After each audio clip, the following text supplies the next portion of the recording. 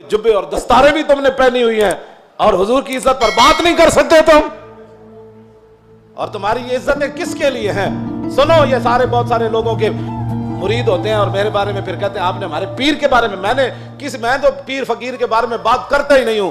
दाता साहब कितने बड़े पीर हैं। दाता साहब ने पता क्या लिखा? वली की सारी जिंदगी नबी के एक सांस के बराबर नहीं है।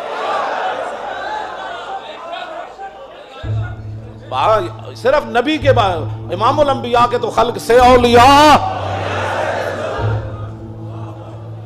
ये दादा साहब कशफुल माजूब च लिखी गल हुण गल करो तुसी।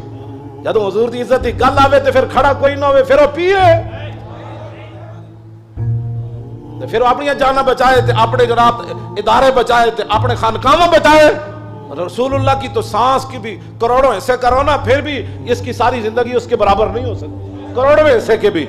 ये तो दाता साहब ने सिर्फ अंबिया की बात लिखी है, रह गई हुजूर की बात तो खल्क से औलिया।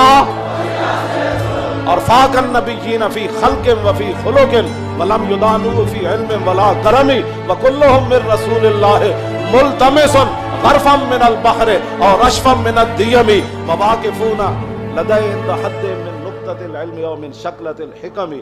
ऐदा तो मैं तर्जमा नहीं कर सकता अंबिया दी अजमत की वजह से। इमाम बौसीरी गल किथे जाके की कि हुजूर दी शान किथे जाके है। मैं सारे अंबिया और रसूल हुजूर से ये अर्ज करते रहे कि हुजूर अपने करम का एक छींटा हमें भी अता फरमा। वकुल्लुहुम मिन रसूलिल्लाह मुल्तमिसन गरफम मिन अल बहर और रशफम मिन अद-दियम। या आपने समुंदर से हमें एक चुल्लू अता फरमा दो।